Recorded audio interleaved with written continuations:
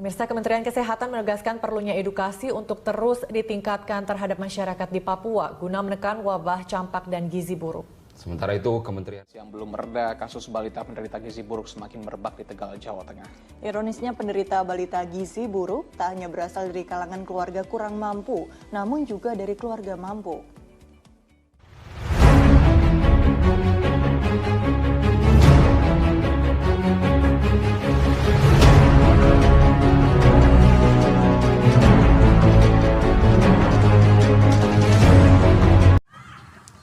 Potir lang, songo di potir. Potir menyambar udan pemadabu. Terima kasih haganupan namanya Sion acarai.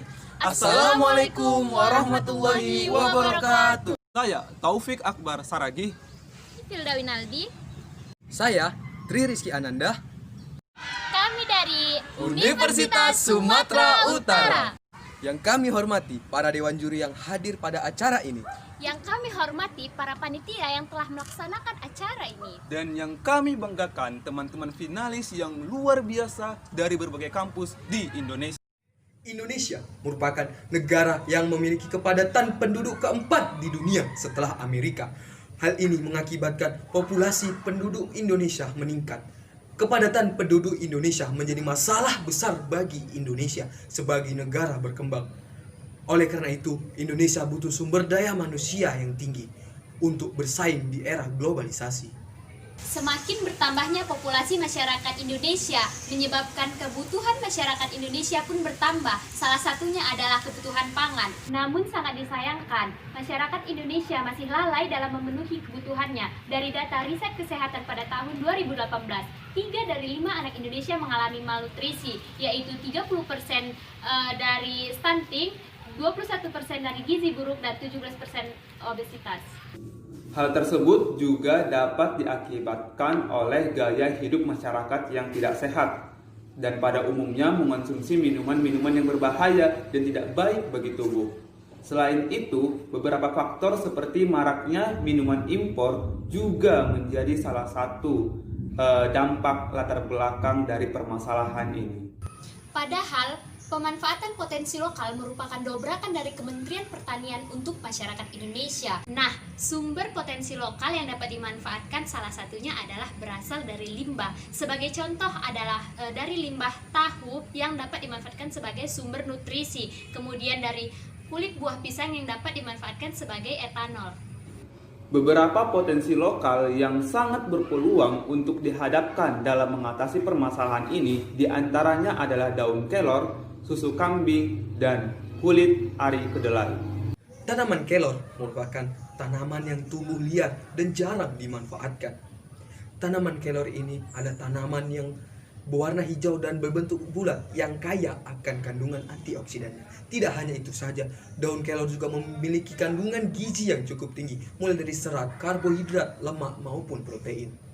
Kulit ari biji kedelai merupakan limbah pengolahan tempe yang memiliki potensi sebagai bahan baku dalam produk pangan. Karena keberadaannya yang sangat melimpah dan kandungan gizinya yang tinggi, namun masih memiliki nilai ekonomis yang rendah sehingga dapat memiliki nilai tambah yang sangat kecil.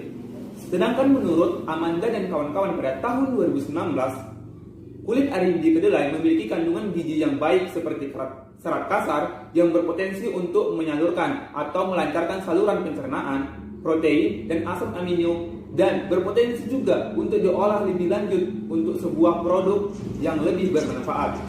Susu kambing adalah susu yang unggul kalsium daripada susu sapi. Dapat dilihat dari slide bahwasannya kandungan kalsium pada susu kambing sangat tinggi dibandingkan dengan kandungan kalsium pada susu sapi.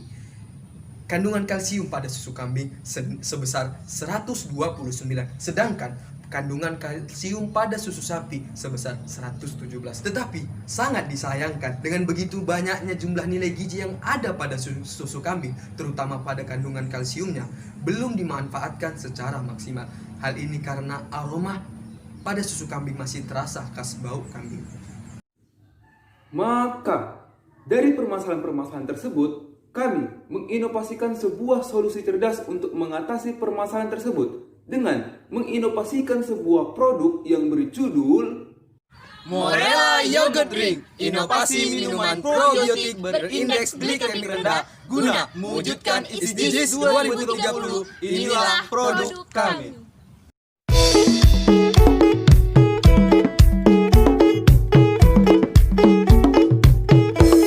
Kami dari Universitas Sumatera Utara.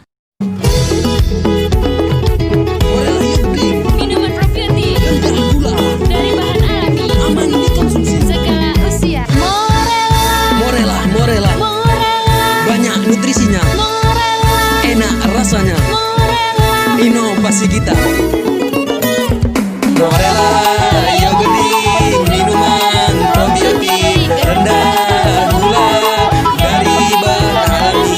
Ayo, ini Morela, ayo, sehat semua. Morela, minuman probiotik. Morela Yogurt Drink, inovasi minuman probiotik berindeks glikemik rendah, berbahan dasar daun kelor, kulit ari kedelai, dan susu kambing. Diperkaya dengan kandungan vitamin C, antioksidan, dan kalsium yang tinggi, serta rendah gula dan baik untuk dikonsumsi oleh segala usia. Dan dapat sebagai sumber pangan fungsional yang dapat membantu masyarakat Indonesia dalam mewujudkan SDGs 2030. Adapun metode penulisan yang kami gunakan pada karya tulis ilmiah kami yaitu yang pertama adalah teknik pengumpulan data. Teknik pengumpulan data yang kami gunakan terdiri dari dua, yaitu teknik pengumpulan data primer, yaitu wawancara yang mendalam dan observasi tidak terstruktur. Sedangkan teknik pengumpulan data secara sekunder kami menggunakan studi literatur dan studi kepustakaan serta studi observasi. Adapun prosedur pembuatan yang dilakukan dalam Morela Yogurt Drink adalah disiapkan bahan yaitu susu kambing, ekstrak daun kelor, dan serbuk kulit ari biji kedelai. Selanjutnya, susu kambing dipasteurisasi dalam suhu 65 derajat Celcius selama 20 menit. Kemudian dimasukkan gula, ekstrak daun kelor, dan serbuk ari kulit biji kedelai sebanyak 100 gram. Selanjutnya ditambahkan susu skim 4% dan dihomogenkan semua bahan. Setelah itu didinginkan bahan hingga suhu 45 derajat Celcius. Kemudian diberi starter biocool sebanyak 8% dan dimasukkan ke dalam jar dan ditutup dengan cling wrap. Selanjutnya diinkubasi selama 24 jam dengan suhu 42 derajat Celcius. Dewan juri yang kami hormati, kami meyakinkan produk kami ini telah melakukan pengujian di Laboratorium Mikrobiologi Fakultas Pertanian Program Studi Ilmu dan Teknologi Pangan Universitas Sumatera Utara yang meliputi pengujian organoleptik, yaitu pengujian terhadap responden. Diketahui hasil yang didapatkan adalah bahwasannya produk Morela Yogurt Drink ini memiliki nilai rata-rata dari parameter yang ditentukan yaitu di atas 5. Artinya, pada umumnya Morela Yogurt Drink ini layak atau diterima dengan suka oleh masyarakat atau responden. Selanjutnya adalah uji indeks glikemik. Berdasarkan grafik yang dipaparkan bahwasannya Morela Yogurt Drink ini merupakan produk dengan indeks glikemik yang rendah sehingga sangat layak untuk dikonsumsi oleh masyarakat. Morela Yogurt Drink adalah inovasi minuman probiotik yang baik dikonsumsi oleh masyarakat. Tidak hanya itu saja, dalam proses pembuatan Morela Yogurt Drink ini diperkaya dengan bahan-bahan alami. Keunggulan Morela Yogurt Drink ini terletak pada kandungan nutrisinya.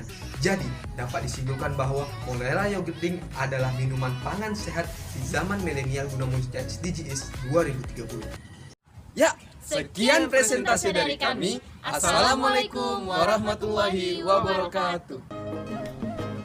Pangan merupakan segala sesuatu yang berasal dari sumber hayati dan air, baik yang diolah maupun tidak diolah, yang diperuntukkan sebagai makanan atau minuman bagi konsumen manusia, termasuk bahan tambahan pangan dan bahan lain yang digunakan dalam proses penyiapan, pengolahan, pembuatan makanan ataupun minuman. Seperti yang dijelaskan oleh Bung Karno, bahwasannya hidup matinya suatu bangsa terletak pada ketersediaan makanan. Jadi teman-teman, untuk mewujudkan Indonesia yang sehat dan sejahtera, ayo bersama-sama kita membangun gizi dalam menuju bangsa sehat dan berprestasi.